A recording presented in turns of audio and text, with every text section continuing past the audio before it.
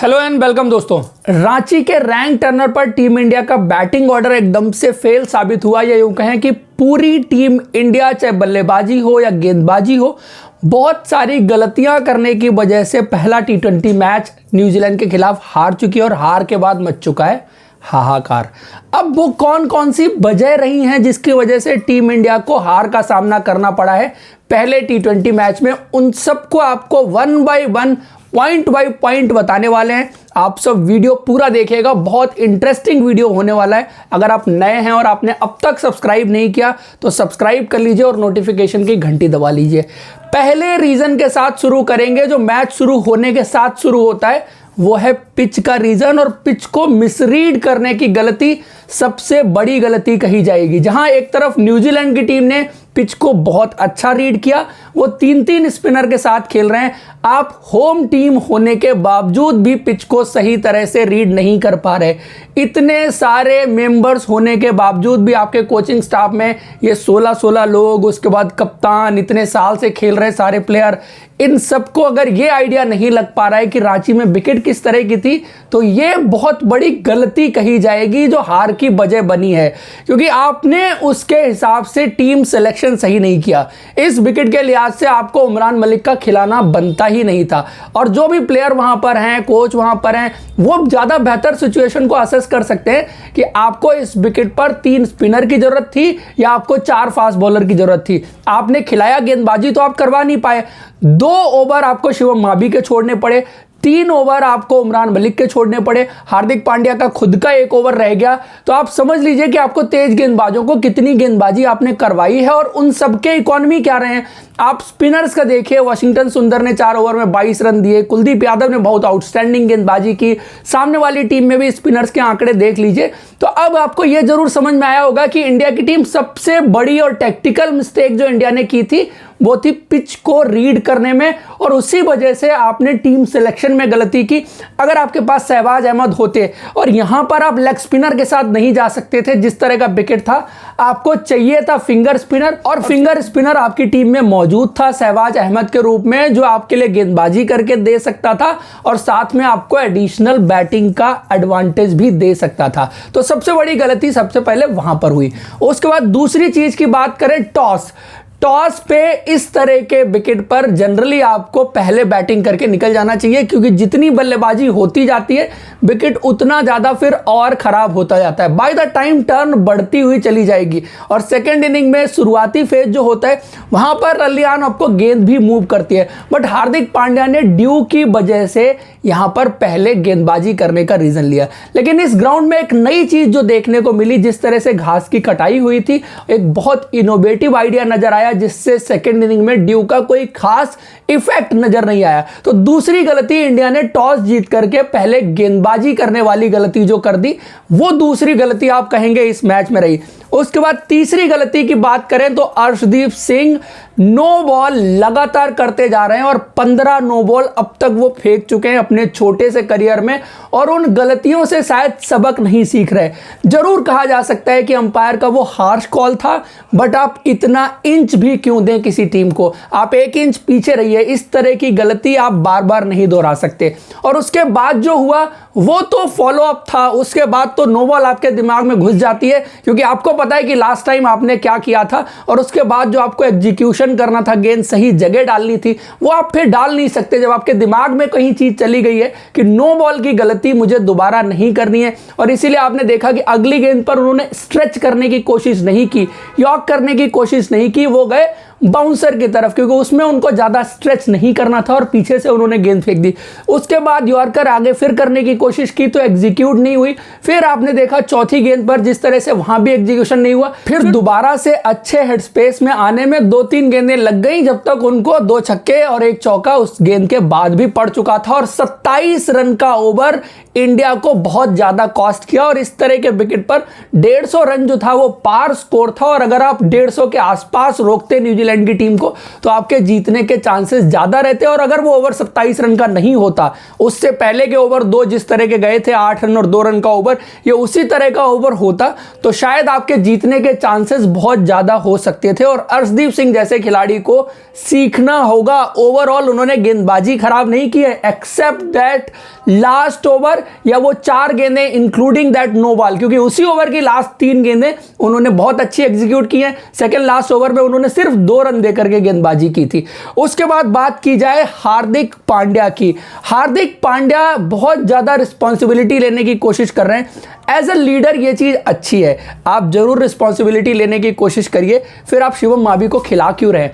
अगर आपको शिवम मावी को गेंदबाजी नहीं करानी है, 2-2 ओवर ही गेंदबाजी करानी है, पिछले मैच में भी सिर्फ 1 ओवर की गेंदबाजी शिवम मावी ने की थी, इस मैच में सिर्फ 2 ओवर की गेंदबाजी शिवम मावी ने की थी, तो इस तरह से आप प्लेयर फिर बना नहीं पाएंगे। इस तरह से आप प्लेयर खिलाते तो रहेंगे आप लंबे टाइम तक, जब तक आप उनको छोड़ेंगे नहीं, उस तरह की सिचुएशन में गेंदबाजी करने नहीं देंगे, तब तक आपको उस प्लेयर का पता कैसे चलेगा। और अननेसेसरी फिर उनके नंबर ऑफ मैचेस स्ट्रेच होते जाएंगे और लोग बात करते रहेंगे कि शिवम मावी इतने दिन से खेल रहे हैं और परफॉर्मेंस के नाम पे कुछ भी नहीं है। जब उसको 1 ओवर की गेंदबाजी मिल रही है, 2 ओवर की गेंदबाजी मिल रही है, उसमें जज करने के लिए आपके पास कितना है? हार्दिक पांड्या ने 3 ओवर गेंदबाजी की, स्पेशली जो 17वें ओवर में वो वापस आए थे, वो ओवर शायद शिवम मावी को दिया जा सकता था और उस सिचुएशन में गेंदबाजी करते तो और ज्यादा बेहतर आइडिया होता, आगे के लिए प्रिपेयर होते। और खुद हार्दिक पांड्या गेंद से महंगे भी साबित हुए, लेकिन ये एक वन ऑफ इंसिडेंट रहा है गेंद के साथ जो हार्दिक पांड्या को आपने देखा। ओवरऑल गेंदबाजी पिछले कुछ महीनों से काफी अच्छी उनकी जा रही है। ये तो हुई टीम इंडिया की गेंदबाजी की बात। अब बात करते हैं टीम इंडिया की बल्लेबाजी की। और बल्लेबाजी में ओपनिंग आपकी एक बड़ी प्रॉब्लम काफी लंबे टाइम से बनी हुई है। आपके ओपनर्स लगातार रन्स नहीं बना पा रहे हैं। ईशान किशन के लिए लगातार 11वां मैच हो गया जब वो 50 रन के ऊपर नहीं गए। शुभमन गिल चौथा मैच खेल रहे हैं, तो ओपनर्स आपके रन्स नहीं बना रहे, ये एक प्रॉब्लम है। बट इस तरह के विकेट पर जिस तरह से दोनों बल्लेबाज आउट हुए हैं, मैं उन दोनों को ज्यादा ब्लेम नहीं करूंगा, बिकॉज दोनों ही गेंदें जो थी वो ऑलमोस्ट अनप्लेबल गेंदें थी। और इस तरह की गेंद जब किसी के लिए अर्ली ऑन गिर जाती है तो उसको सर्वाइव करना किसी के लिए भी मुश्किल हो सकता है। आप इनमें से कोई भी बल्लेबाज रिप्लेस कर दीजिए, शायद हाल वैसा ही होता। प्रॉब्लम कहां से शुरू होती है? प्रॉब्लम यहां से शुरू होती है कि इसके बाद जो प्लेयर आ रहे हैं वो कैसे अप्रोच कर रहे हैं। आपने देख लिया कि विकेट में कोबरा बैठा हुआ है और आपके 2 खिलाड़ियों को जाके उन्होंने डस लिया, उनको पता नहीं चला कि कैसे क्या हो रहा है। तो बाद में जो बंदे जा रहे हैं उनको तो देख के आइडिया लगा लेना चाहिए था कि 2 बंदे गए हैं, आप उनके पीछे आए ना, आपने देखा है कि उन दोनों का हाल क्या हुआ है और विकेट किस तरह से खेल रहा है। स्पेशली मैं मेंशन करूंगा राहुल त्रिपाठी को। राहुल त्रिपाठी ने लास्ट मैच जो खेले थे बहुत अच्छी बल्लेबाजी की थी, लेकिन इस मैच में 6 गेंदों के अंदर 600 शॉट लगाने की कोशिश उनकी तरफ से देखने को मिली। आप स्लॉगिंग नहीं कर सकते इस तरह के विकेट पर, आपको प्रॉपर क्रिकेट खेलनी पड़ेगी। लास्ट मैच में एक डिफिकल्ट विकेट पर मूविंग बॉल पर उन्होंने 35 रन की जो पारी खेली थी, उन्होंने दिखाया था कि वो इस लेवल पर बल्लेबाजी कर सकते हैं, अच्छी बल्लेबाजी कर सकते हैं। लेकिन उस दिन जो बल्लेबाजी की थी वो प्रॉपर बैटिंग थी, प्रॉपर क्रिकेटिंग शॉट्स खेले गए थे। लेकिन कल के दिन जो बल्लेबाजी कर रहे थे प्योरली स्लॉगिंग नजर आई है। और आपने देखा कि 6 गेंद में 600 शॉट खेलने के बाद भी उनके बल्ले में गेंद टच नहीं हुई। आपको पहले बल्ले में गेंद मिलानी है। और एक दूसरी चीज, आपको गेम सिचुएशन भी कई बार असेस करना जरूरी है। हर गेंद पर शॉट खेलना जरूरी नहीं है।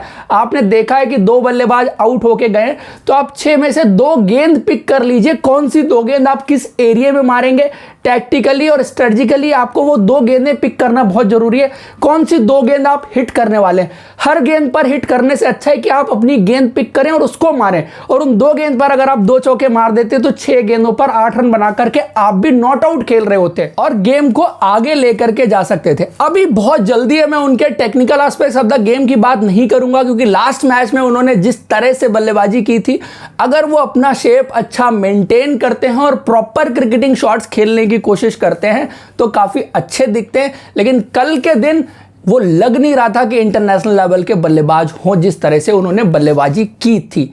उसके बाद अगले रीजन की बात करें, Deepak Hooda complete lack of game sense मैं कहूंगा कि आपको कब किसको टारगेट करना है, किस सिचुएशन में टारगेट करना है, ये बेसिक चीजें क्रिकेट में कही जाती हैं कि आपको बहादुरी और बेवकूफी के बीच का अंतर समझना पड़ेगा। आपको पता है कि मिचेल सेंटनर जो है दिन का सबसे बेहतरीन गेंदबाज है और क्रिकेटिंग टैक्टिक्स में भी देखें, लेफ्ट आर्म स्पिनर की गेंद आपसे दूर जा रही है, 1.5 फीट गेंद टर्न हो रही है और आप उसको टेक ऑन करने की कोशिश कर रहे हैं। बेहतर होता कि आप वाशिंगटन सुंदर को देते कि आप टेक ऑन करो, क्योंकि ये आपके लिए इजी चीज है। मैं अगर टेक ऑन करना है तो मैं किसी ऑफ स्पिनर को टेक ऑन कर लूंगा, ब्रेसवेल को कर लूंगा। हालांकि तब तक ओवर हो चुके थे, तो एक तो वहां टैक्टिकल मिस्टेक्स की जो चांस वाशिंगटन सुंदर को लेने के लिए देना चाहिए था वो दीपक हुडा खुद लेने के लिए चले गए। दूसरी चीज कि आपको पता है कि मिचेल सेंटनर सबसे बेहतर गेंदबाज रहे हैं इस दिन के। अगर मैं इनकी 4 गेंदें नॉर्मल हाई परसेंटेज शॉट्स खेल के भी निकाल लूं, 4 गेंद पे 4 रन भी बना लूं, तो अगले 4 ओवर में फास्ट बॉलर के लिए इस विकेट पर गेंदबाजी करना बहुत मुश्किल काम था।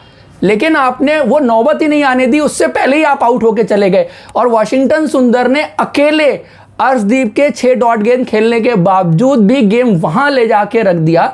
आप समझ लीजिए कि अगर दोनों लास्ट तक खेल रहे होते दीपक हुडा और वाशिंगटन सुंदर, तो इंडिया के लिए मैच निकाल करके ला सकते थे।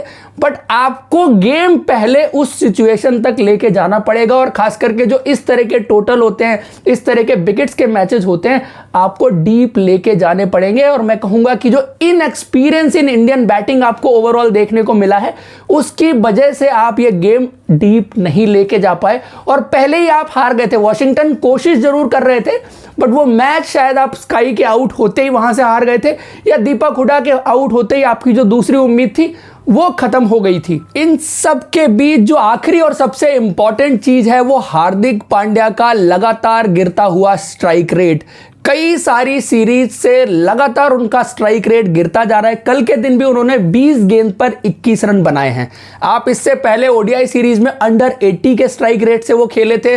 उससे भी पीछे अगर आप जाएंगे तो 110 के अंदर के स्ट्राइक रेट से श्रीलंका वाले T20 खेले थे। सो हार्दिक पांड्या इस टीम के बेसिकली फिनिशर होने चाहिए। दीपक हुडा को वो नंबर 6 रास नहीं आ रहा, उनको बल्लेबाजी सूट नहीं करती उस नंबर पर। तो ये आप टीम में जिस प्लेयर को जहां खेलना चाहिए वो वाली गलती भी आप कर रहे हैं। और इसमें गलती दी जाएगी कि कप्तान को, कि जो प्लेयर उसको जो जगह सूट करती है उसको उस जगह खिलाना बेहतर ऑप्शन है, ना कि कोई प्लेयर किसी और जगह का स्पेशलिस्ट है, ओपनर है, मिडिल ऑर्डर का बैट्समैन है, आप उसको फिनिशिंग का जॉब दे दें। फिनिशिंग का जॉब एक स्पेशलिस्ट जॉब है, स्पेशलिस्ट स्किल चाहिए होती है। और हार्दिक पांड्या के पास जो थी, जो मुंबई इंडियंस में वो किया करते थे, मुंबई इंडियंस के लिए उन्होंने बहुत साल जिस तरह की बल्लेबाजी की, उस तरह का हार्दिक पांड्या टीम इंडिया को चाहिए। जो थर्ड मैन के ऊपर से छक्के लगा देता था, जो मिड विकेट पर आउटसाइड ऑफ स्टंप खड़े हो जाता था, छक्के लगा देता, स्क्वायर लेग के ऊपर छक्के लगा देता था, वो हार्दिक पांड्या मिसिंग दिखा है बहुत टाइम से। और यही वजह रही है